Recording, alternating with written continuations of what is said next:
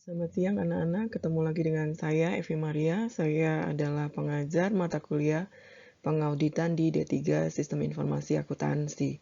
Di sesi kali ini kita akan belajar tentang pendahuluan pengauditan. Sebelum masuk ke pengertian auditing, kita akan belajar dulu namanya akuntansi, ya. Jadi apa sih yang di dalam pikiran kalian ketika kita mendengar kata akuntansi, ya? Akuntansi itu adalah mencatat, ya. Biasanya akuntansi itu kalau ditanya mahasiswa jawabnya debit dan kredit, Bu. Nah, ya. Jadi akuntansi definisinya adalah betul, ya, pencatatan, mengklasifikasikan, dan mengikhtisarkan peristiwa-peristiwa ekonomi. Apa sih yang dicatat? Yang dicatat adalah transaksi-transaksi itu tadi, peristiwa-peristiwa ekonomi. Peristiwa ekonomi yang kayak gimana? Bisa jadi penerimaan kas, pengeluaran kas, pembelian, penjualan. Nah, itu peristiwa-peristiwa ekonomi. Nah, nggak cuma nyatat gitu ya, tapi apa? Anda diminta mengklasifikasikan. Itulah kenapa gitu ya, di dalam akuntansi ketika kalian mencatat harus ada rekeningnya. Iya, ini rekening apa nih? Rekening kas kah? Kasnya bertambah atau kasnya berkurang. Nah, nanti lah temennya sama apa? Kalau kalau kasnya berkurang berarti temennya misalkan apa? Dia belanja. Dia bayar utang. Makanya apa? Keluar aset, keluar utang gitu ya. Nah, itu karena apa? Karena akuntansi tidak cukup hanya mencatat aja, tapi apa? Perlu mengklasifikasikan dan mengintisarkan dengan cara yang logis, ya. Jadi maksudnya cara yang logis gimana? Ada aturannya, ada standarnya, aturan mainnya. Semua orang ketika melakukan pencatatan akuntansi gitu ya, siapapun yang melakukan dia akan sama gitu ya, karena apa? Dilakukan dengan cara yang logis. Terus kemudian apa? Untuk menyediakan informasi dalam pengambilan keputusan. Berarti outputnya dari akuntansi apa? Laporan keuangan. Jadi laporan keuangan nanti digunakan oleh siapa? Oleh pihak manajemen. Untuk apa? Mengambil keputusan bisnisnya. Apakah dia mau ekspansi? Apakah dia mau, oke, saya sudah cukup puas dengan performa perusahaan sekarang, jadi sudah, kita tidak perlu membuat produk baru gitu ya, membuat inovasi baru, cukuplah sampai kayak gini. Nah, itu apa? Lihat dari laporan keuangannya, ya. Nah, terus kemudian berarti laporan keuangan itu adalah produknya siapa? Produknya manajemen, Terus siapa yang buat? Kan manajemen kan nggak mungkin, manajer kan nggak mungkin bisa buat laporan keuangan. Ya, itulah yang buat adalah siapa? Ya kalian, yang punya basic, punya ilmu bagaimana melakukan pencatatan akuntansi, Nah, kemudian itulah profesinya dinamakan akuntan, Terus kemudian pertanyaannya, syarat akuntan tuh gimana? Syarat akuntan tuh apa saja? Pertama harus paham prinsip dan aturan akuntansi. Apakah kalian ini ketika lulus SIA itu bisa dikatakan akuntan? Tidak, Karena apa? Kalian kalau untuk mendapatkan gelar akuntan gitu ya, kalian harus ikut pendidikan profesi akuntansi gitu ya. Nah, itu. Nah, kemudian yang dipelajari nanti apa? Yang dipelajari khusus, yaitu apa? Standar akuntansi keuangan. Nah, kitabnya orang akuntansi.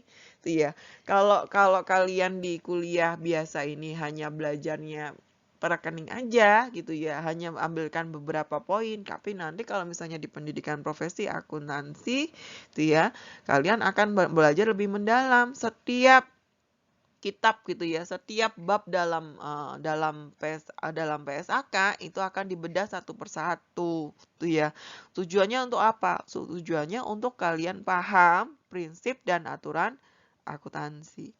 Terus kemudian yang kedua apa syaratnya? Kembangkan sistem untuk memastikan bahwa peristiwa itu sudah dicatat dengan tepat, tepat waktu dan wajar, Kita bicara tepat waktu bahwa yaitu laporan keuangan kalau misalnya menyajikan dalam 1 tahun 1 Januari 2019 sampai 31 Desember 2019 ya sajikan tepat waktu.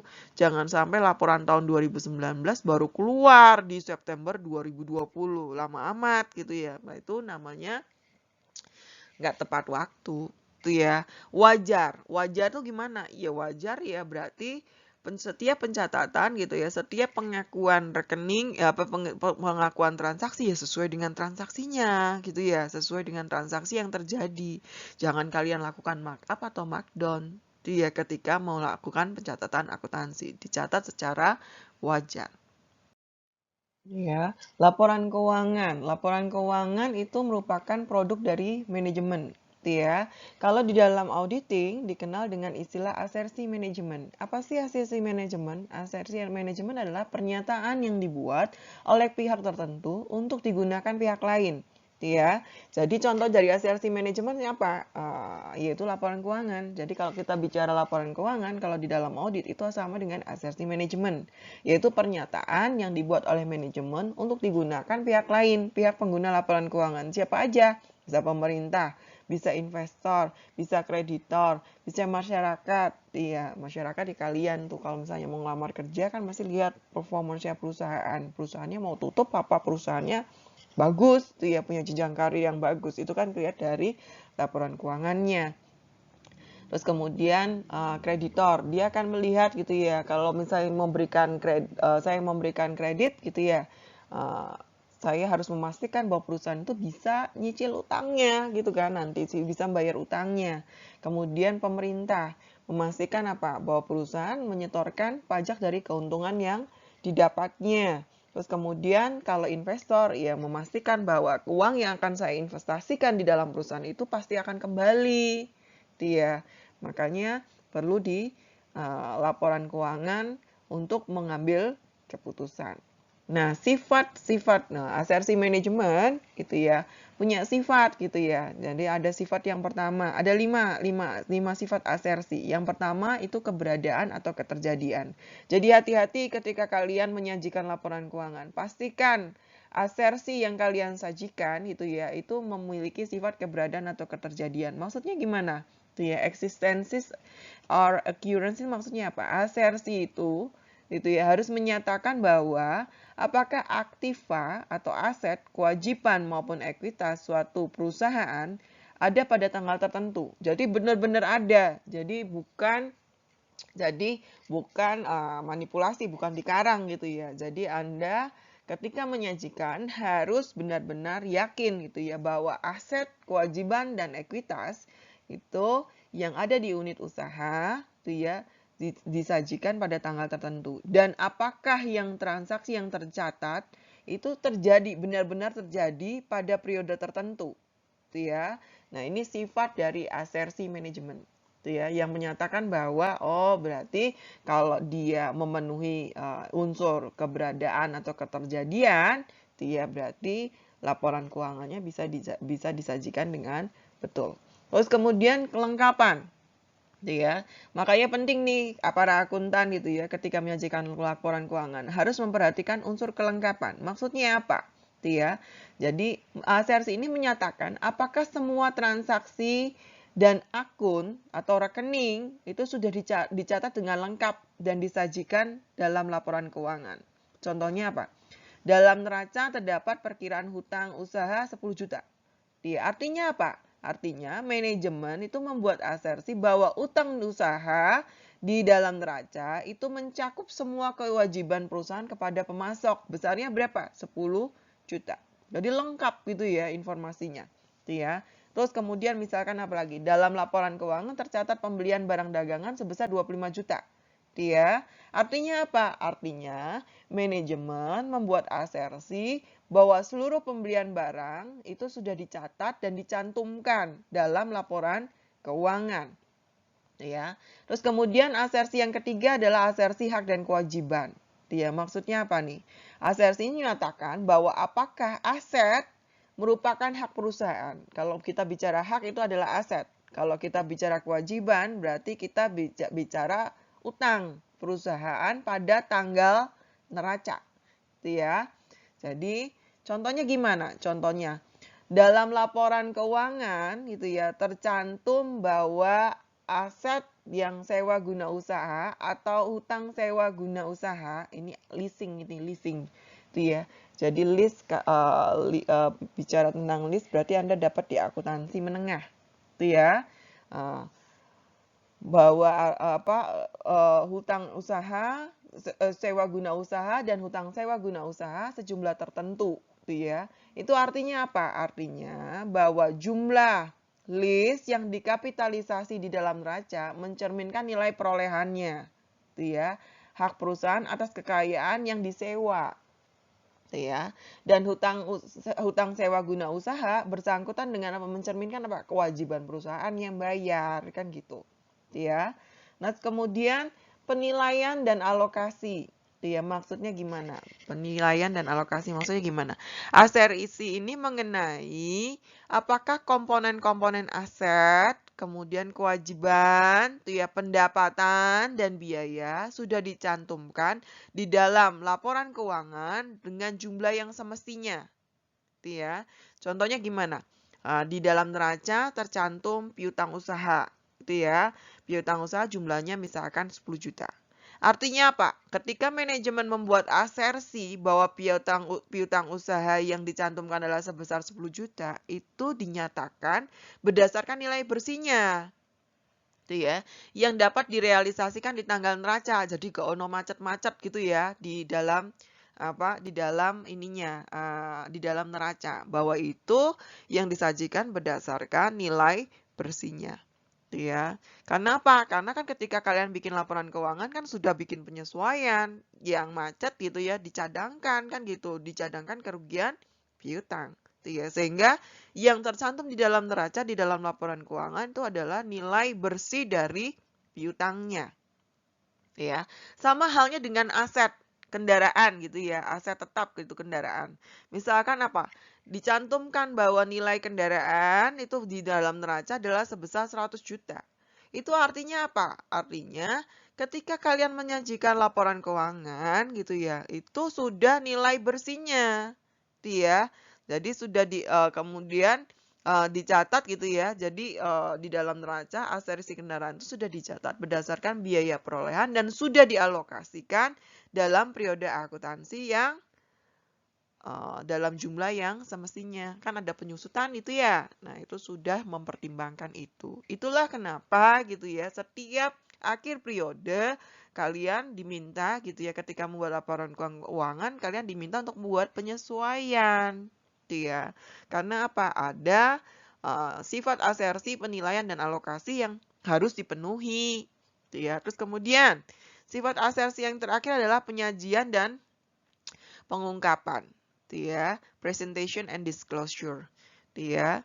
Jadi maksudnya apa nih? Asersi mengenai penyajian dan pengungkapan ini berhubungan dengan apakah komponen-komponen tertentu di dalam laporan keuangan itu telah diklasifikasikan, dijelaskan, dan diungkapkan semestinya. Ya, itulah kenapa laporan keuangan, kalau kalian cermati laporan keuangan perusahaan go public, itu ada catatan atas laporan keuangan. Dia jadi nggak cuma bikin laporan neraca, laba rugi, perubahan modal gitu ya, nggak cuma itu. Tetapi apa? Ada satu tambahannya, ada catatan atas laporan keuangan. Untuk apa? Dia akan mendisclosure, gitu ya. Dia akan mengungkapkan, gitu ya, kondisi-kondisi yang terjadi, gitu ya. Ada apa? Ada perubahan kebijakan kah? Ada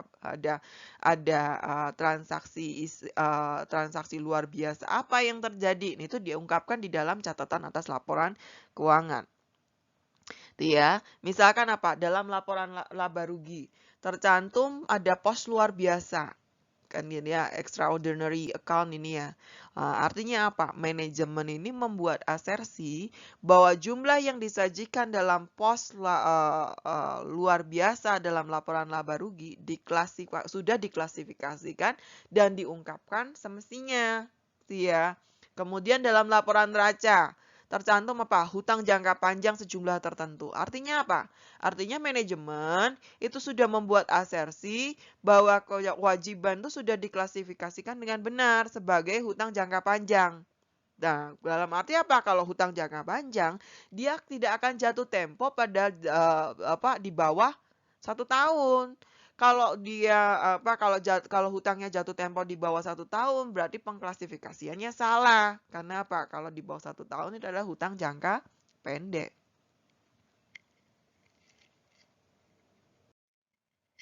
Oke, sekarang kita masuk dalam definisi audit. Ya, audit itu apa? Proses sistematis untuk mendapatkan dan menilai bukti dari asersi manajemen. Untuk apa? Menentukan tingkat kesesuaian dengan kriteria yang ditetapkan dan mengkomunikasikan hasilnya pada pemakainya. Ya, jadi yang namanya ngaudit, yang namanya memeriksa itu harus secara sistematis. Jadi nggak bisa loncat-loncat.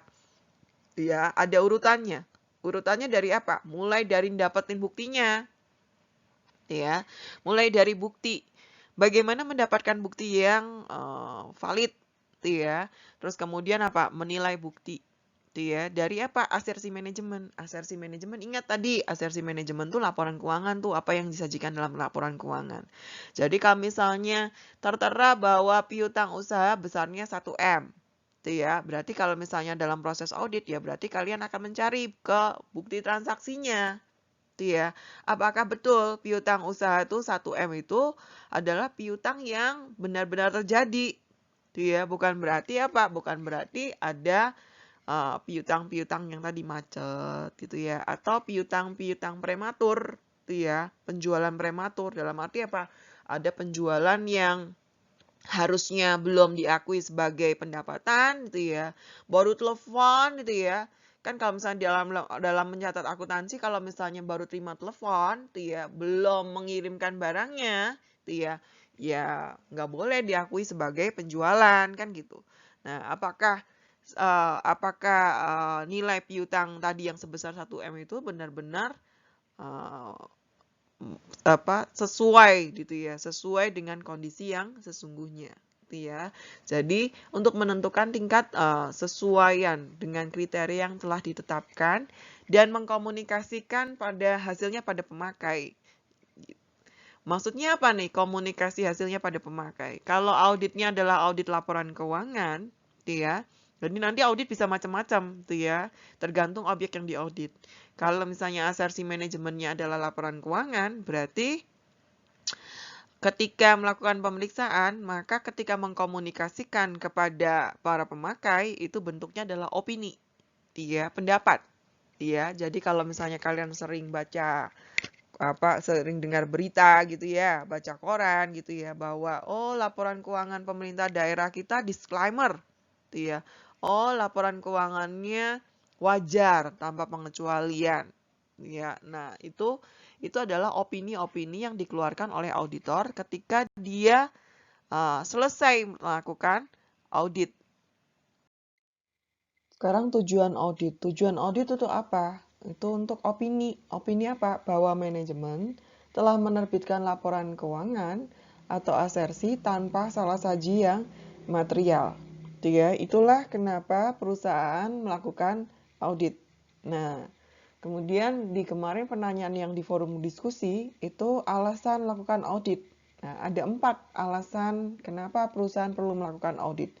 Alasan yang pertama itu adalah karena konflik kepentingan. Ya. Jadi karena konflik kepentingan. Konflik kepentingan atau konflik of interest yang seperti apa sih yang terjadi di sana? Ya. Yang pertama, terjadi antara pengguna laporan keuangan dan manajemen. Pengguna tadi siapa aja? Tadi ada kreditor, investor gitu ya, masyarakat, pemerintah. Ya. Dan manajemen yang menyajikan laporan keuangan. Karena apa? Karena adanya ketidakyakinan bahwa manajemen akan memberikan informasi yang benar. Karena apa? Biasanya orang yang membuat itu kan selalu membuat pengen yang lebih bagus, itu ya. Makanya apa? Orang yang membaca laporan keuangan ada kecurigaan bahwa manajemen itu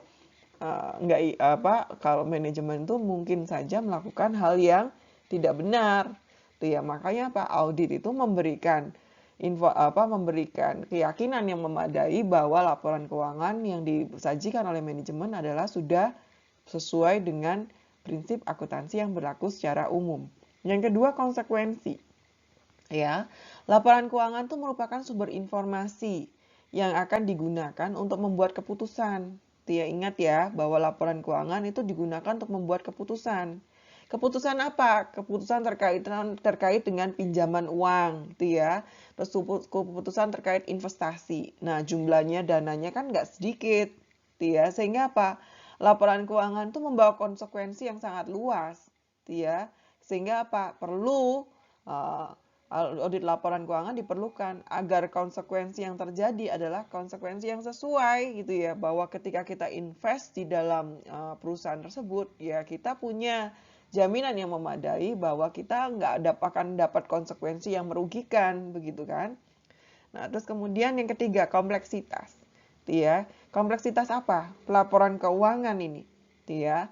Adanya kompleksitas laporan keuangan yang tinggi, maka risiko terjadi kesalahan dalam penyajian laporan keuangan juga otomatis akan jadi tinggi, ya. Kalian kan kalau catat aja kan kadang sering nggak balance itu kan. Nah, karena ada kompleksitas itu, sehingga apa? Audit diperlukan untuk apa? Menurunkan, memperkecil risiko, ya, terjadinya kesalahan penyajian, ya. Terus yang ketiga, yang keempat adalah remoteness atau keterpencilan. Maksudnya apa nih? Jarak, waktu, biaya, tuh ya, membuat pengguna laporan keuangan sulit untuk dapat akses informasi secara langsung dari entitas yang bersangkutan. Ya, biasa kan kalau misalnya kalian mau kalau misalnya nanti besok KP gitu ya, mau nulis gitu kan, mesti kan laporan keuangan itu adalah sesuatu yang sifatnya rahasia, ya.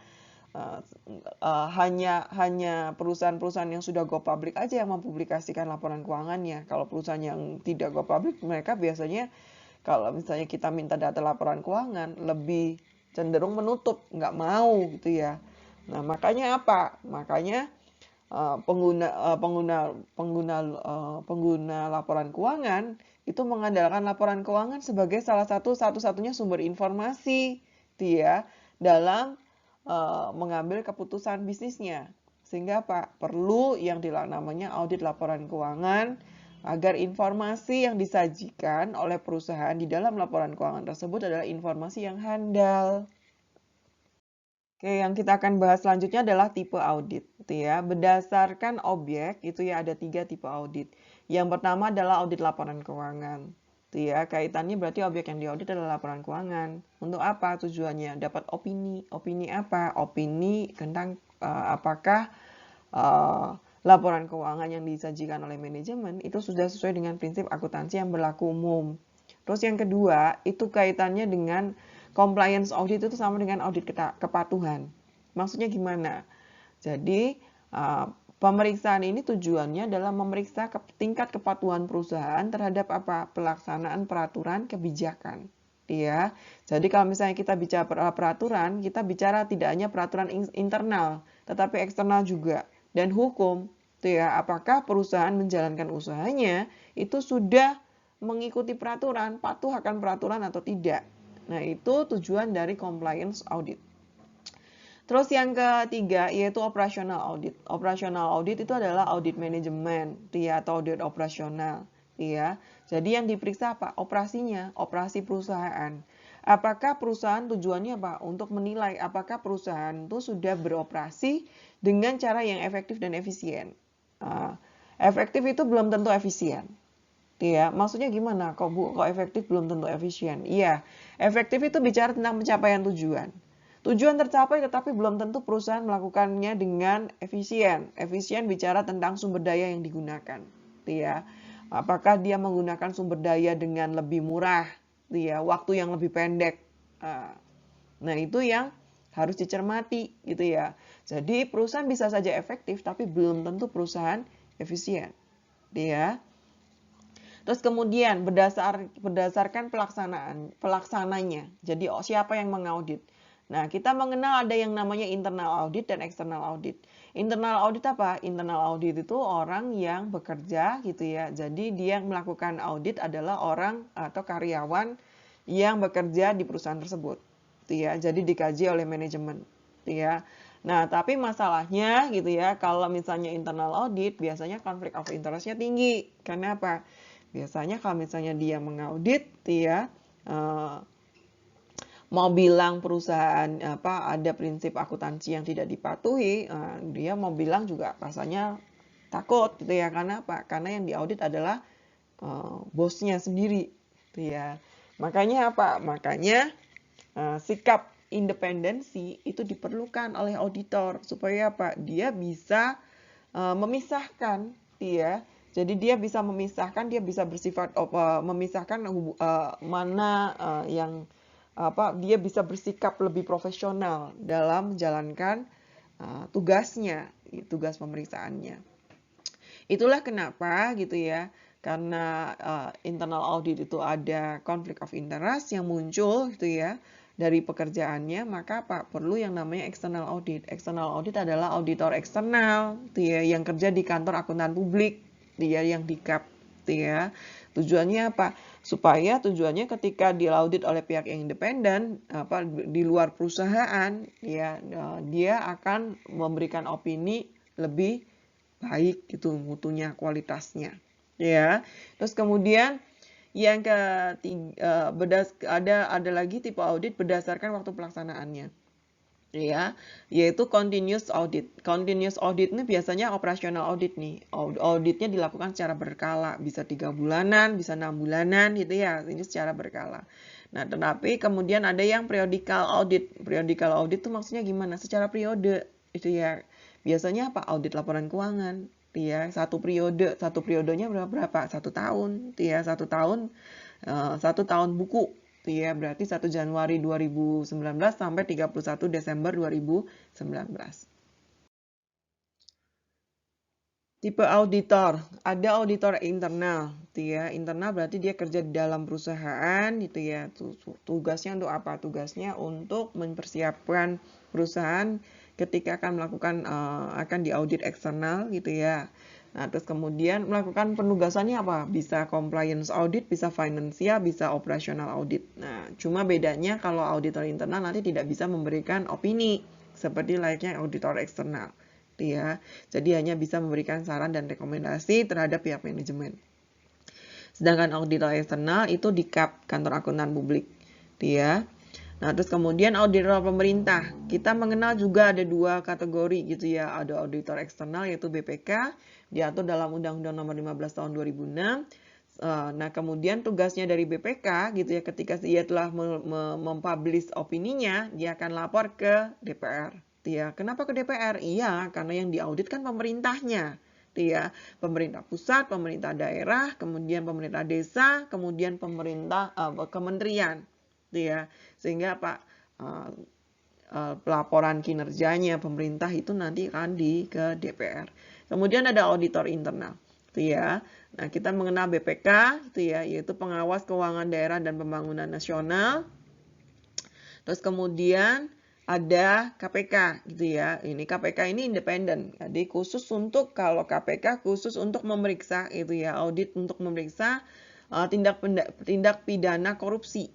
Ya, dia akan melakukan penyelidikan gitu ya, penyidikan ya, dan penuntutan. Terus kemudian yang terakhir adalah Irjen, ya, unsur pengawas pada kementerian. Jadi kalau di kementerian ya, ini yang menjadi pengawas auditor internal adalah Irjen. Ya, kalau BPKP ini ada di pengawasnya, pengawas internalnya untuk pemerintah daerah. Ya, nah itu. Oke, kalau di dalam audit berarti kan ada jasa-jasa yang diberikan gitu ya. Nah, jasa yang diberikan itu ada jasa audit, ada atestasi, ada assurance. Tapi sebelum masuk ke dalam itu, kita harus memisahkan dulu. Jadi kalau misalnya di audit itu ada 2 kelompok jasanya, yaitu assurance sama non-assurance. Kalau assurance berarti kan dia memberikan asuransi atau jaminan. Jaminan apa? Jaminan untuk meningkatkan kualitas dan informasi. Jadi pemeriksaan yang fungsinya itu untuk memberikan memberikan peningkatan terhadap kualitas informasi yang akan digunakan dalam pengambilan keputusan, ya. Nah, di dalam jasa assurance ini kita akan mengenal yang namanya audit dan atestasi, di mana semuanya saling beririsan, ya. Nah, sekarang kita bahas dulu apa sih yang namanya atestasi. Jadi atestasi ini satu jenis, satu tipe gitu ya, atau tipe jasa assurance yang disediakan oleh profesi akuntan publik. Ya. Jadi jasa ini tugas akan menghasilkan output gitu ya. Jadi yang atestasi ini adalah jasa yang akan menghasilkan output atau mengeluarkan output adalah laporan tertulis yang menyatakan kesimpulan. Ya, kesimpulan apa? Tentang keandalan asersi tertulis tadi yang akan menjadi tanggung jawab pihak lain. Ya. Jadi ada 3 jenis. Ya. Jadi di dalam atestasi ini ada 3 jenis. Nah, 3 jenis jasanya yaitu yang namanya audit ini. Ya, salah satunya audit. Ya. Jadi yang audit ya berarti auditnya adalah audit laporan keuangan. Nah, nanti dia akan bentuk jaminannya apa? Jaminannya adalah opini. Itu ya, bahwa laporan keuangan sudah disajikan dengan baik atau tidak. Nah, ini dilihat dari nanti hasil opininya. Nah, terus kemudian ada jasa atestasi yang lain, yaitu apa? Review atas laporan keuangan. Jadi beda nih audit sama review. Kalau audit kan ada opini nanti, ya. Kalau review enggak, ya. Jadi review atas laporan keuangan historis. Ya. Jadi biasanya yang pakai jasanya hanya jenis review itu adalah perusahaan-perusahaan yang nggak go public. Jadi pengen diperiksa gitu ya. Jadi perusahaannya tuh pengen diperiksa laporan keuangannya, apakah sudah menyajikan dengan benar tuh ya, apakah semua asersi tadi sifat-sifat asersi tersebut sudah dipenuhi atau belum. Nah, terus kemudian karena dia tidak perusahaan go public, berarti menggunakan jasa yang review aja. Karena kan kalau bukan perusahaan go public kan dia tidak ada paksaan undang-undang seperti layaknya perusahaan go public. Kalau perusahaan go public, alasan untuk diaudit adalah kewajiban memenuhi peraturan perundang-undangan. Jadi audit sama review. Audit atas laporan keuangan atau review atau laporan keuangan ini bedanya pada apa? Luas pemeriksaan dan jaminan keakuratannya. Jadi kalau audit itu biasanya skala pemeriksaannya lebih luas. Jadi mengumpulkan bahan dan buktinya itu biasanya lebih banyak. Karena apa? Karena dia memberi jaminan, assurance yang tinggi. Bahwa nanti opini yang dihasilkan itu bisa meningkatkan kualitas informasi yang ada di perusahaan kan gitu. Yang menyajikan atau perusahaan klien yang tadi laporan keuangannya diaudit. Nah, terus kemudian kita punya jasa assurance jasa atestasi yang lain yaitu apa? Yaitu misalkan kita membuat proyeksi proyek laporan keuangan prospektif biasanya atau laporan keuangan proyeksi itu untuk apa sih? Biasanya untuk hasil-hasil investasi itu ya. Yang biasa kita di pasar modal reksadana. Nah, ini kita menggunakan jasa menggunakan laporan keuangan prospektif. Nah, ini yang buatkan nanti adalah jasanya DICAP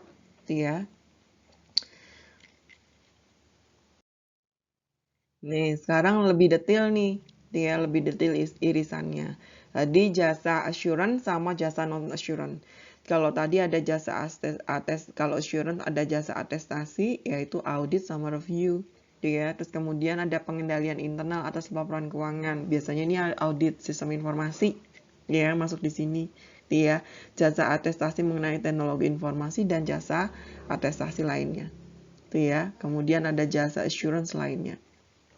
Terus kalau yang non-assurance ini adalah konstruksi manajemen tertentu gitu ya, konstruksi manajemen lain, akuntansi dan pembukuan. Nah, biasanya apa? Ini sifatnya kompilasi.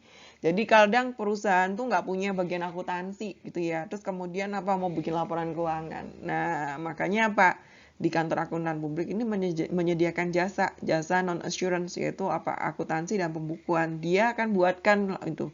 Jadi perusahaan-perusahaan yang nggak mau hire akuntansi, cukuplah saya menggunakan jasa CAP yaitu untuk menyusunkan laporan keuangan, boleh nggak? Boleh, ya. Tapi kembali lagi nanti ke cost dan benefitnya gitu ya. Jadi costnya lebih mahal mana? Mahal yang hire CAP atau mahal kita punya staf akuntansi sendiri, Terus kemudian jasa perpajakan. Nah, ini tadi sudah saya jelaskan ya, atestasi itu terjadi gitu ya ketika praktisi dalam perikatan menerbitkan atau tidak menerbitkan komunikasi tertulis untuk mengungkapkan kesimpulan tentang keandalan asersi yang merupakan tanggung jawab pihak lain. Nah, contoh-contohnya nih. Jadi sama tadi sudah saya jelaskan. Ini penjelasannya jasa assurance itu ya, jasa profesional independen meningkatkan kualitas informasi itu ya. Jadi contohnya apa? Ya dia menilai resiko itu ya. Terus keandalan sistem informasi, apakah sistem informasi yang disajikan itu benar-benar andal gitu ya, benar-benar terjamin, tidak ada error, tidak ada fraud. Gitu ya. Jadi ada perbedaan, ada sedikit perbedaan nih error sama fraud gitu ya. Kalau error itu kesalahan yang tidak disengaja. Gitu ya. Kalau fraud itu kesalahan yang disengaja. Jadi ada bedanya di mana? Di motif, niatan, gitu ya. Jadi sama-sama salah, perusahaan menyajikannya salah, tapi kita sebagai auditor harus bisa membuktikan apakah salahnya itu salah karena error, gitu ya, atau salahnya karena memang ada motif fraud di dalamnya, gitu ya, ada niatan untuk melakukan kecurangan, gitu ya. Terus kemudian assurance untuk apa? E-commerce ini. E-commerce ini juga perlu nih. Sekarang kan lagi booming ya, semua digitalisasi untuk bisa memasuki kenormalan baru, itu ya. Perusahaan-perusahaan harus menggunakan digitalisasi itu ya, mempercepat implementasi revolusi industri 4.0 gitu ya, dengan e-commerce ini. Jadi kenapa kok perlu jaminan? Iya, penjual dan pembeli kan juga harus bisa harus nyaman bertransaksi di situ. Itu ya, sehingga mendorong mereka untuk bisa bertransaksi gitu ya. Penjual bisa mendapatkan benefit peningkatan omset gitu ya. Pembeli juga bisa belanja dengan nyaman, tidak merasa nanti akan dicurangi gitu ya oleh penjual. Ya, demikian juga sebaliknya, penjual juga tidak akan merasa nanti ditipu oleh pembeli. Dia, nah, makanya perlu jaminan. Ya, terus kemudian ada pengukuran kinerja perawatan kesehatan. Nah, ini juga perlu itu ya, assurance gitu ya, jasa-jasa assurance. Nah, terus pertanyaannya, apakah kantor akuntan publik bisa melakukan jasa-jasa ini? Bisa. Karena apa? Saya kan bisa bilang bahwa yang namanya audit itu adalah tim, audit dalam tim. Sehingga apa? Di KAP itu ketika dia tidak punya spesialisasi, misalkan tadi kesehatan terkait dengan gizi gitu ya, kandungan gizi dan lain-lain. Nah, berarti kan apa? Dia bisa hire dia ahli gizi, dia bisa hire ahli apoteker gitu ya, berkaitan dengan obat gitu ya. Nah, kemudian kalau misalnya dia mendapat kliennya adalah bukan cuma kesehatan aja, industri kesehatan, tetapi misalkan dapat dapat perusahaan tambang. Apakah KAP itu bisa terima? Bisa, tapi apa? Dia harus melibatkan tim ahlinya gitu ya, ahli di bidangnya. Jadi nanti pakai ada appraisal gitu ya, yang mengukur kandungan barang tambang yang dihasilkan oleh perusahaan kliennya gitu. Oke, sekian materi untuk sesi ini. Terima kasih sudah belajar. Tuhan memberkati.